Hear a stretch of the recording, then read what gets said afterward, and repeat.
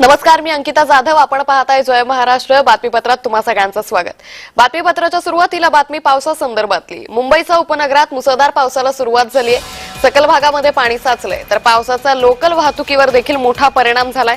Local 10 ते 15 मिनिटं उशिरानं धावतीये, तर रस्त्यावर पाणी साचल्यानं वाहतूक देखील मंदावल्याची माहिती सध्या समोर येते. त्यामुळे कामावर जाणाऱ्या चाकरमानांना मोठा फटका या पावसाचा बसत असल्याचं दिसून येतंय. तर काही दिवस मधल्या काळात पावसानं विश्रांती घेतली होती, मात्र आज सकाळपासूनच मुंबईला पावसानं अक्षरशः आता झोडपून काढल्याचं चित्र दिसून येतंय. मुंबईच्या उपनगरात मुसळधार पावसाला सुरुवात झालेली आहे. मात्र पाऊस बरसल्यानंतर अवघ्या काही तासातच मुंबईची तुंबई झाल्याचं चित्र दिसून येतंय. सकल भागांमध्ये पाणी साचलेलं आहे, तर रेल्वे वाहतुकीवर देखील या पावसाचा मोठा परिणाम झालेला आहे. तर रस्त्यावर पाणी साचल्यानं यावेळी रस्त्यावरची वाहतूक देखील मंदावलेली आहे. त्यामुळे आज एकंदरीतच कामावर जाणाऱ्या नागरिकांना, त्याचबरोबर आज गोकुळाष्टमी मुंबईमध्ये मोठ्या प्रमाणात साजरी केली जाते, तर या सणाचा आनंद घेण्यासाठी निघणाऱ्या नागरिकांना या वाहतूक कोंडीचा मोठा सामना करावा लागेल, असं काहीसं चित्र सध्या दिसून येतंय. तर आज मुंबईमध्ये मुसळधार पावसाला सुरुवात झाली आहे. तर राज्यभरात मधल्या काही काळात पावसानं विश्रांती घेतलेली होती, मात्र आता पुन्हा एकदा पावसानं बरसायला सुरुवात केलेली आहे. तर पुढील काही दिवस पावसाचा इशारा हा देण्यात आलेला आहे. यातच मुंबईमध्ये आता पावसाला सुरुवात झालेली आहे. सगळ्यात महत्त्वाची मुंबईची जीवनवाहिनी म्हणजे लोकल. मुंबई लोकलवर या पावसाचा मोठा परिणाम झालेला आहे. त्यामुळे प्रवाशांचे काहीसे हाल सध्या सुरू झालेले आहेत. मध्य रेल्वे असेल, त्याचबरोबर पश्चिम मार्गावरची रेल्वे वाहतूक असेल, यावर परिणाम झालेला आहे. या संदर्भात अधिक माहिती घेऊयात आमचे प्रतिनिधी शुभम उमाळे यांच्याकडून. शुभम, मुंबईमध्ये मुसळधार पावसाला सुरुवात झाली आहे, काय सद्यस्थिती? आपण बघू शकतो, काल संध्याकाळपासून मुंबई आणि उपनगरांमध्ये पावसाचा चांगला जोर जो आहे तो वाढताना दिसून आला होता. काल रात्री पावसाने मुंबई आणि नवी मुंबई या ठिकाणी चांगलाच पावसाने जोडपून काढलेला आहे आणि परिणामी त्याचे आज सकाळी जे आहे ते रेल्वे सेवा जी आहे ती विस्कळीत झालेली दिसून येत आहे. हार्बर रेल्वेवरील सीएसटी कडून पनवेलकडे जाणारी रेल्वे 20 ते 25 मिनिटं उशिराने आहे. तर पनवेलकडून सीएसटी कडे जाणारी वाहतूक जी आहे ती सध्या 15 ते 20 मिनिटं उशिराने आहे. आणि सोबतच मध्य रेल्वेवर देखील 20 ते 25 मिनिटं उशिराने 5 लोकल सेवा जी आहे ती सुरू आहे. तर स्लो लाईन जी आहे ती 10 ते 15 मिनिटं उशिराने सुरू आहे. आणखी मात्र शुभम, आज गोकुळाष्टमी आहे, त्यामुळे दहीहंडी मुंबईमध्ये मोठ्या प्रमाणात साजरी केली जाते. गोविंदा मोठ्या प्रमाणात आज ही दहीहंडी साजरी करण्यासाठी बाहेर निघतील. वाहतुकीवर मोठा परिणाम होण्याची शक्यता आहे.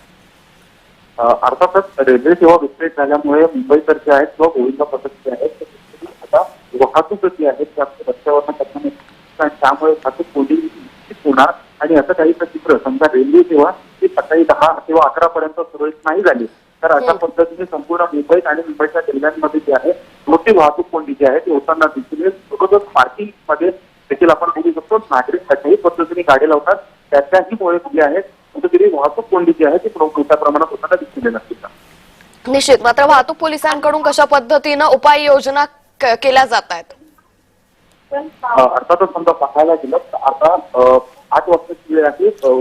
पोलीस जे आहेत ते आता आपल्या ड्युटीवर जे आहेत ते येत असतात. त्यामुळे ते त्यांच्या पॉइंट्सला जाऊन आणि सोबतच रात्री कुठे झाड पडलेले आहेत का किंवा रात्री कुठे जोरदार आलेल्या पावसामुळे घटना घडलेली आहे का त्याचा शोध करते येतीलच. पण मात्र पूर्ण गोविंदा पथक जे आहेत मुंबईचे कामाप्रयत्न येणारे आणि सलामी देणारे त्यांना कोणताही त्रास होणार नाही, नागरिकांना सुद्धा त्रास होणार नाही, ही दक्षता घेताना आपल्याला दिसून येते. निश्चित. शुभम, तुम्ही असेच जोडलेले राहा. आणखी एका बातमी संदर्भात तुमच्याकडून तपशील हवाय.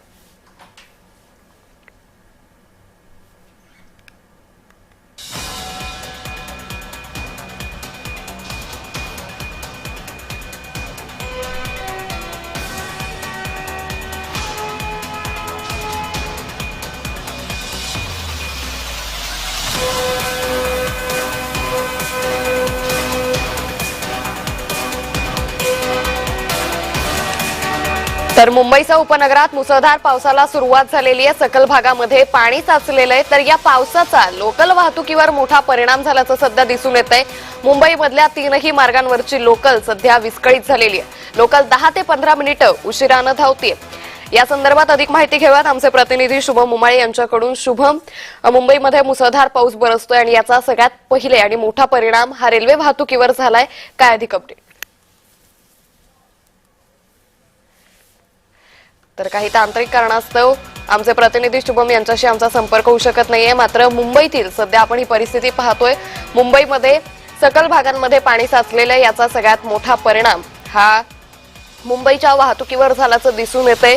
लोकल सेवा ही 10 ते 15 मिनिटं उशिरानं धावतीये.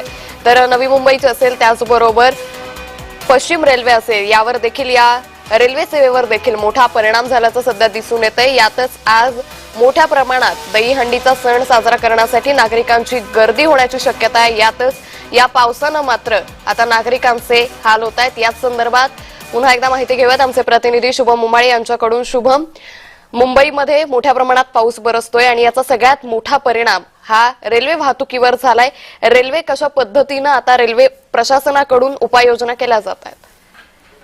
अंकिता, आपण बघू शकतो काल संध्याकाळपासूनच मुंबईमध्ये जोरदार पाऊस पडताना दिसून येत आहे आणि परिणामी रेल्वे वाहतूक जी आहे ती विस्कळीत झालेली दिसून येत आहे. हार्बर रेल्वे असेल किंवा मध्य रेल्वे असेल ही विस्कळीत झालेली दिसून येत आहे. सोबतच आपण बघू शकतो दादर आणि कुर्ला दरम्यान जे आहे ट्रॅकवर पाणी आलेलं दिसून येत आहे. मुंबईच्या सकल भागामध्ये मध्यरात्री 3 ते 5च्या सुमारास जे आहे पाणी साचलेलं आपल्याला दिसून आलं होतं. पण मात्र पावसाचा सध्या जोर कमी झालेला आहे. पाऊस थांबला नसून त्याचा फक्त जोर कमी झालेला आहे. त्यामुळे कुठेतरी पाणी काढण्यास जे आहे मुंबई महानगरपालिकेला हे आता सकाळपासूनच त्यांनी पंप जे आहेत ते लावलेले आहेत आणि सकल भागातलं पाणी काढताना जे आहेत ते दिसून येत आहेत. खरं पाहायला गेलं तर मुंबईमध्ये काही जी आहे वाहतूक सेवा असेल ती विस्कळीत झालेली दिसून येत आहे. रेल्वे सेवा जी आहे ती देखील विस्कळीत झालेली दिसून येत आहे. नागरिकांचे प्रचंड हाल जे आहेत ते होताना दिसून येत आहे. निश्चित शुभम, मात्र रेल्वे प्रशासनाकडून आता ही जी लोकल सेवा विस्कळीत झाली आहे याचं काही सुधारित वेळापत्रक हे जाहीर करण्यात आलंय का?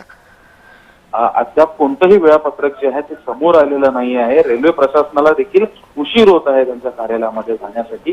त्यामुळे अजूनपर्यंत कुठलंही ऑफिशियल स्टेटमेंट आलेलं नाहीये कोणत्याही संस्थेकडून. निश्चित. धन्यवाद शुभम, आपण दिलेल्या या सविस्तर माहितीसाठी.